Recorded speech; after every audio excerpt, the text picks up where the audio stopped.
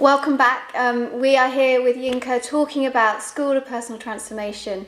So Yinka, tell us, why is discipleship so important in people's lives?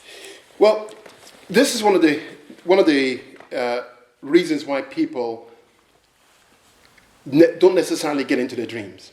Okay, so if I can talk about my own personal story. So when I was saved at a Baptist church in Edinburgh in my early 20s, I went to church like everybody else. You know, what was beneficial for me was one of the elders who later became one of my best friends. Got alongside me, supported me, helped me, and and he kind of helped me sort out some really deep fundamental issues in my life as a young Christian. I was very much in the world, very much part of the world, reggae clubs, all that kind of stuff, and he really helped me. I then went on to Bible college, which is great. But of course, all of these things, you really are working on your own. So if it wasn't for my friend who helped me in Scotland, I don't think I could have made it as far. It would have taken me longer.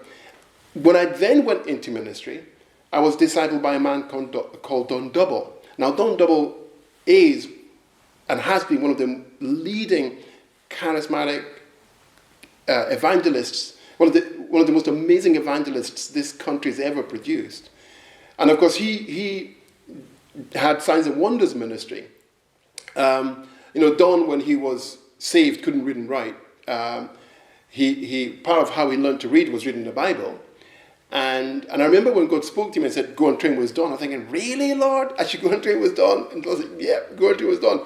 I was being encouraged at Bible college to go and be a Baptist minister at the time. By Baptists and the Baptist lecturers. But I felt the Lord say, "No, go and train with Don." So I went all the way down to Cornwall to train with Don Double, and it was amazing. So he discipled you. He had a whole team around him. And he trained you he used to call it deep end ministry. He made you do things like, you weren't even prepared for.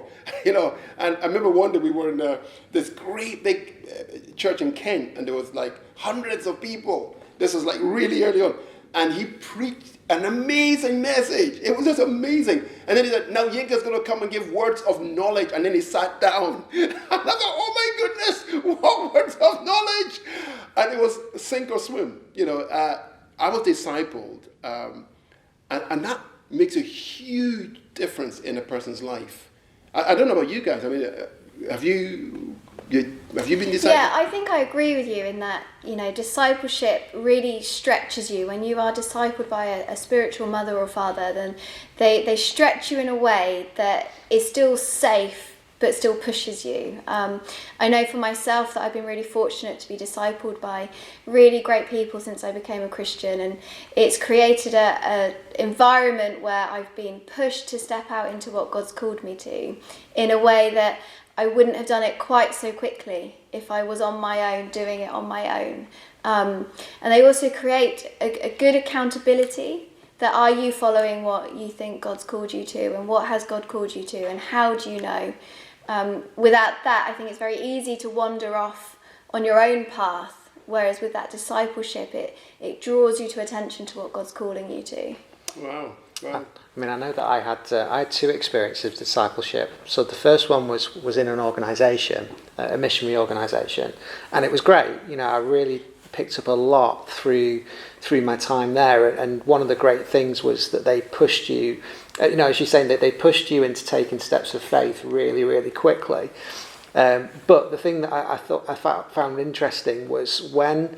And I'm sat next to a spiritual father here. So my second experience of being discipled was with this guy here, and it's different being discipled by spiritual parents than it is by just joining an organisation or becoming part of a ministry. There's definitely something in terms of like a father-son, mother-daughter relationship that's very unique to discipleship. I don't know if you can comment on that. Yeah, no, I think you're absolutely right. You see,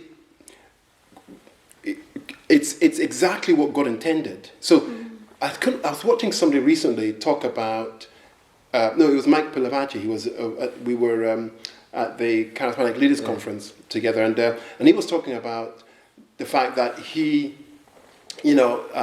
it's really important to raise up sons and daughters that the best expression of church is family. But that's what we've said for years. You know, we want to be a family.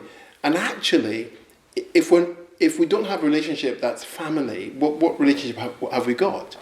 And so, you know, in the network, and you now are raising up sons and daughters across Barnabas in England, and you know, and of course you've got that same heart to raise people up, to release people. You're doing it in the church, you're doing it, and so it is what the Lord intended. I mean, God wants us to know Him as Father. So, without Don Double, you know, Don was a great father to many people, not just myself. I can think of several national ministries in our nation, national ministries. He raised them up because he knew what it was to be a father. He wasn't just trying to occupy this space himself. He wanted others to occupy space. He wanted others to be raised up.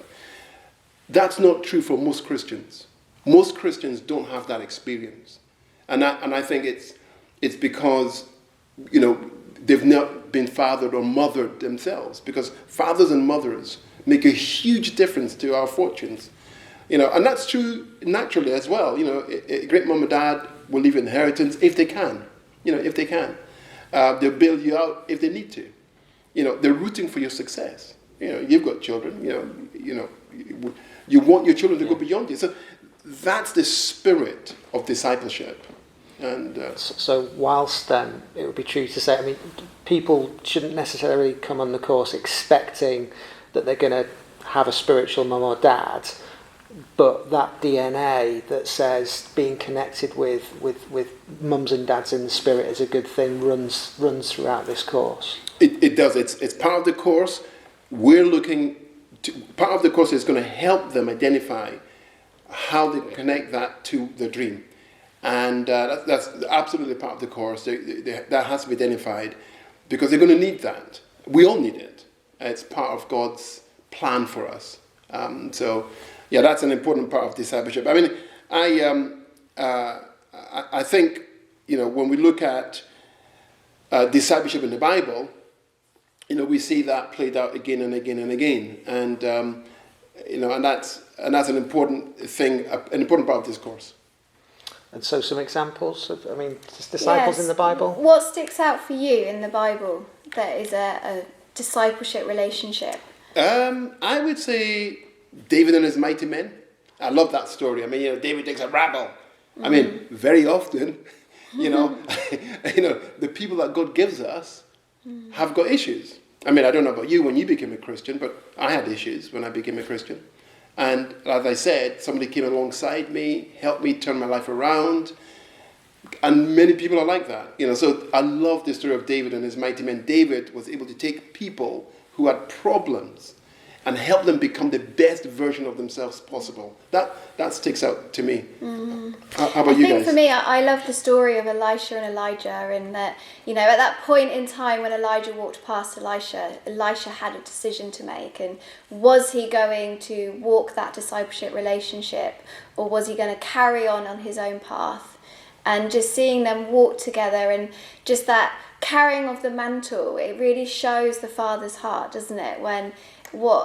That as Elijah left, Elisha was like, I want what you've got and I want to keep going. And there was a real Father's heart in that, which I think is really beautiful. And I think there's also that in Elisha, I mean, I love that story as well. There's that refusal in him.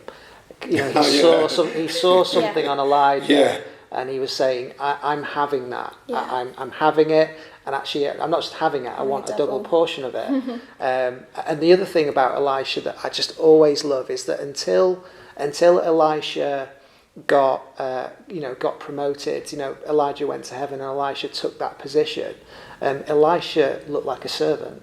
And just that importance of serving. Beautiful. That importance of serving people as part of a discipleship process. Beautiful.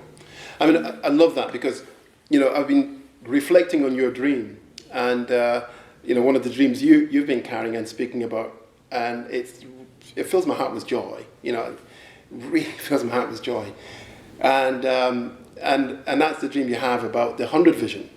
And you know, when I think about that, you know, it it really moves me because I had a dream, years and years ago, that I'd love to plant 100 churches in England.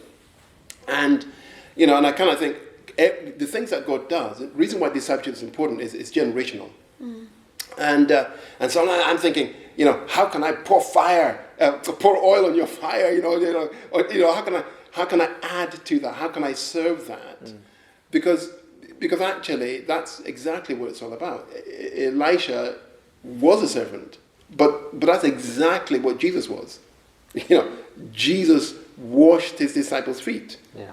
He was Lord. He was comfortable in who he was, but he wasn't so proud that he couldn't get on his knees and wash people's feet.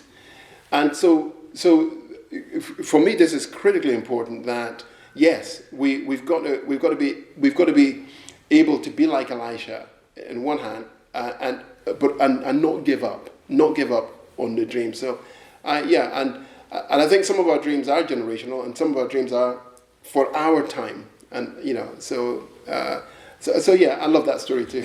Yeah. Well, we'd love you again to join us after this next break. We want to share some information with you now about the amazing materials that you're going to receive as part of this course.